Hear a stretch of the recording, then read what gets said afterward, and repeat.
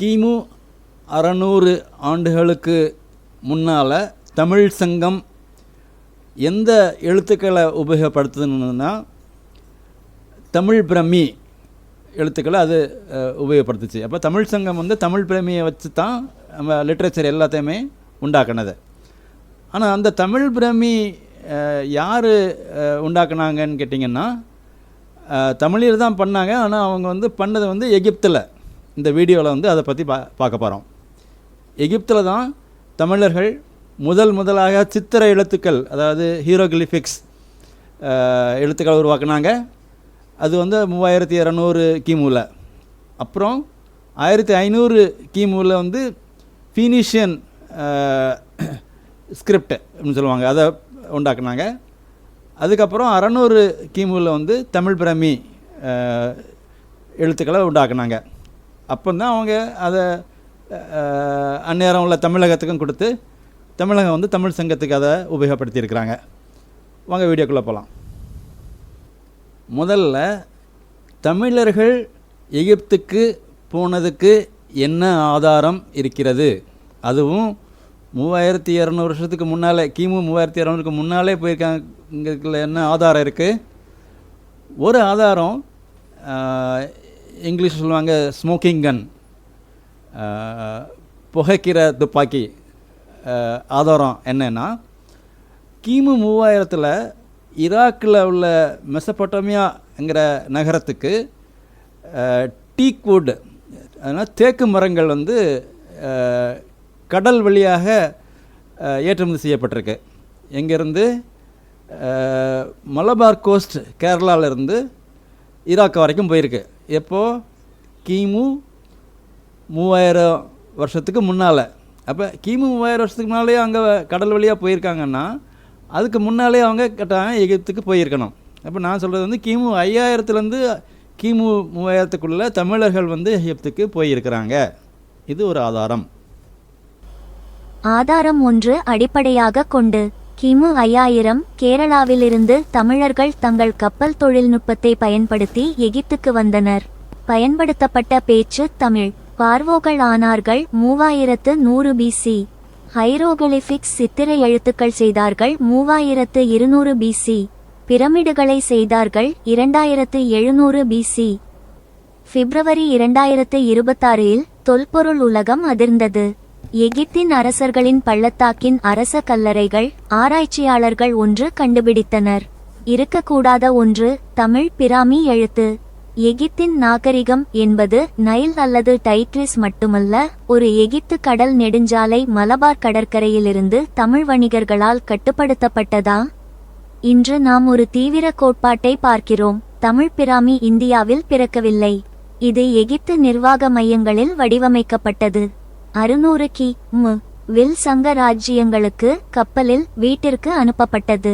தூங்கிக் கொண்டிருந்த ஒரு நாகரிகம் இப்போது மண்ணை தொட்டு பேசுது. இது கீழடி, சிவகங்கை அருகே வேகை ஆற்றின் கரையில். இங்கு கண்டெடுக்கப்பட்டது செராமிக் பாத்திரங்கள், கட்டிடங்கள், கழிவுநீர் குழாய்கள். ஒரு சாதாரண கிராமம் மாதிரி இல்ல, இதுவே ஒரு நகரம் போல அமைந்திருந்துச்சு. பாத்திரங்களில் எழுதியிருந்த தமிழ் பிராமி எழுத்து கிமு 600 காலத்தைச் சேர்ந்த எழுத்து. அந்த காலத்தில் தமிழர்கள் எழுத்து அறிந்திருந்தாங்க. எகிப்தின் பிரமிட் உள்ளே தமிழ் பிராமி எப்படி வந்தது? ஏனெனில் தமிழ் பிராமி கிமு 1500 முதல் கிமு 600 வரை எகிப்திலிருந்து பீனிசியர்களால், பாணி அசுரர்கள், தமிழர்களால் எகிப்தில் உருவாக்கப்பட்டது. எகிப்திய பாரோக்களின் பாறை கல்லறைகளை பார்வையிட்ட தமிழ் வணிகர் சிகை கோட்ரான் எகிப்தில் உள்ள கிங்ஸ் பள்ளத்தாக்கில் உள்ள 6 கல்லறைகளில் 5இல் 8 இடங்களில் தனது பெயரை கீறினார்.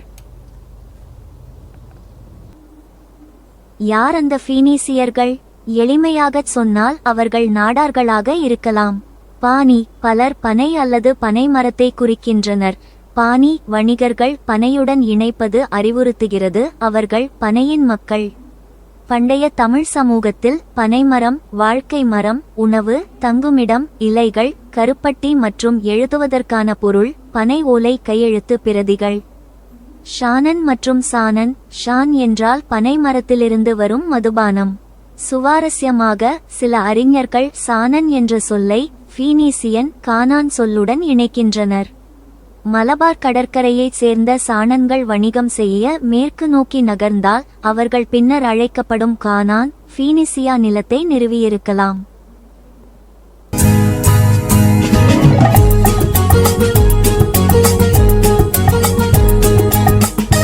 Nadars, rulers of Egypt, Phoenicia and Goa.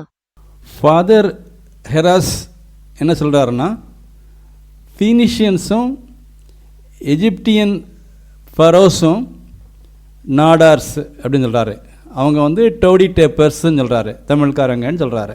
கிமு 2220 இது எந்த சமயம்னா, அங்கே அந்த மெரிக்காரா அப்படிங்கிற ஃபரோ அரசர் இருக்கிற சமயத்தில், கிட்டத்தட்ட அந்த சமயத்தில் அவங்க எகிப்து அரசர்கள் வந்து இந்தியாவுக்கு வந்திருக்காங்க, தமிழ்நாட்டுக்கு வந்திருக்கிறாங்க.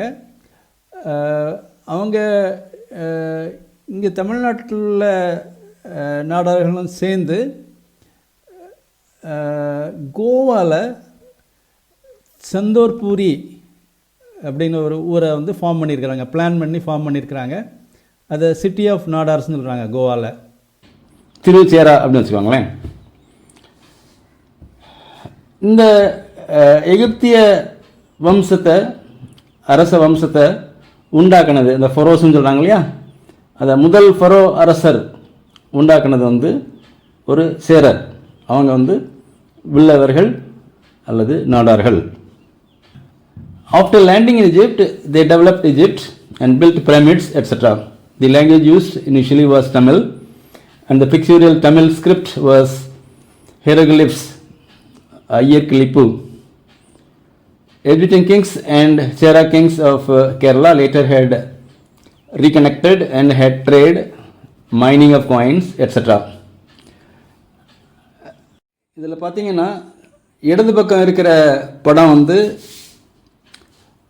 சேரர்களுடைய கொடி அல்லனா அவங்களுடைய சின்னம். அதே சின்னம் எகிப்தில் உள்ள ஒரு நாற்காலியில், அந்த நாற்காலியிலே பதிஞ்சிருக்கு பாருங்கள், அந்த சிவப்பு கலரில் இருக்குது. இந்த ரெண்டுலேயுமே அந்த நூல் கட்டுற வில்லில் உள்ள அந்த நூல் கட்டுற இடம் இருக்குல்ல, அது வந்து ரைட் சைடு வந்து கட்டாக இருக்குது பாருங்கள். ரெண்டுலேயும் சேமாக இருக்கும். இதே சின்னம் வந்து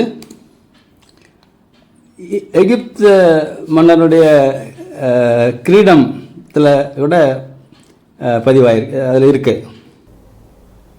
எகிப்தின் 18வது வம்சம் கி.மு. 1550 முதல் 1292 வரை. Thutmose 3, ஹாட்ஷெப்சுட், Amenhotep 3, அகெனாடன், நெஃபெர்டிட்டி, Tutankhamun. துட்டன்காமுனுக்கு குழந்தைகள் இல்லை. 19வது மற்றும் 20வது வம்சங்கள் கி.மு. 1292 முதல் 1077 வரை. ரமேசஸ் 2 போன்ற சக்தி வாய்ந்த ஆட்சியாளர்களை கொண்ட ரமேசைட் காலம் என்று அழைக்கப்படுகிறது. 3வது இடைநிலை காலம் கி.மு. 1069 முதல் 664 வரை. எகிப்து, லிபியா மற்றும் நூபியன். 25வது வம்சம் பாரோக்களால் துண்டு துண்டாக பிரிக்கப்பட்டு ஆளப்பட்டது. பிற்பட்ட காலம் கிமு 664 முதல் 332 வரை. அசிரிய ஆட்சி கிமு 673 மற்றும் பாரசீக வெற்றி கிமு 525. பூர்வீக மன்னர்களின் கீழ் சுதந்திரம் பெற்ற குறுகிய காலங்கள் 28, 29 மற்றும் 30வது வம்சங்கள் உட்பட. கடைசி பூர்வீக ஆட்சியாளர்கள் 30வது வம்சம் நெக்டனெப்போ 2 கிமு 360 முதல் 342 வரை உடன் முடிவடைகிறது. பாரசீக மறுசீரமைப்பு கிமு 343 முதல் 332 வரை. கிமு 332 மகா அலெக்சாண்டரால் கைப்பற்றப்பட்டது.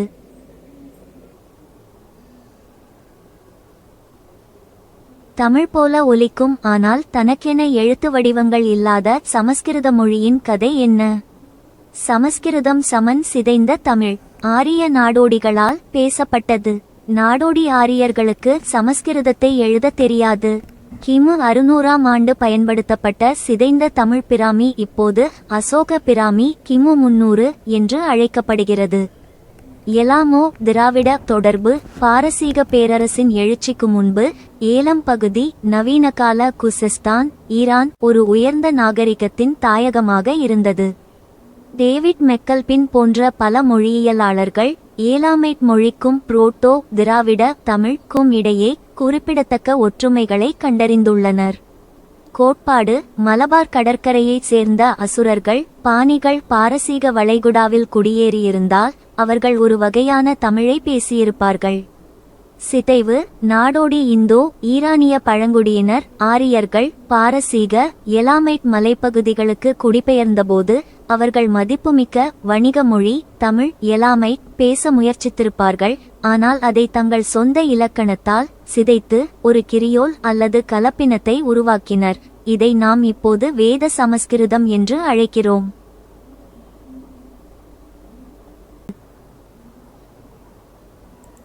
அசோக பிராமி கிமு 300 சமன். உடைந்த தமிழ் பிராமி கிமு 600. அசோக பிராமி என்பது தமிழ் பிராமி எழுத்துக்களின் தோராயமான நகலாகும். சில எழுத்துக்களை கைவிட்டு எழுத்து நடையை சற்று மாறுவது.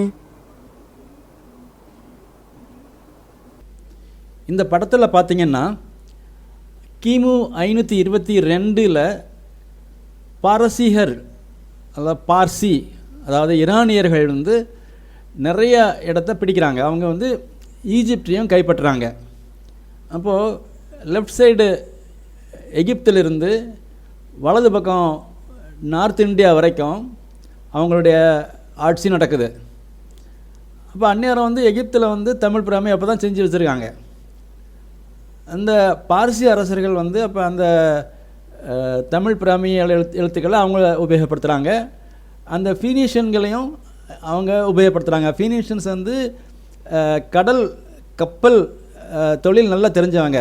அதனால் அவங்கள வந்து அவங்க ஆட்சியில் நேவி அட்மிரலாகவும் அட்மினிஸ்ட்ரேஷன்லையும் வச்சுருந்துருக்குறாங்க. இந்த பக்கம் வலது பக்கம் நார்த் இந்தியாவில் இந்த தமிழ் பிராமியை கொண்டு போனது வந்து நாடோடி ஆரியர்கள், நம்ம பிராமின் இப்போ சொல்கிறோம் இல்லையா.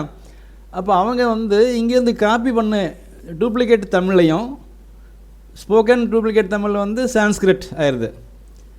ஆனால் சான்ஸ்கிரிட் அவங்களுக்கு பேச தான் தெரியும் உடஞ்ச தமிழா, ஆனால் எழுத தெரியாது அவங்களுக்கு.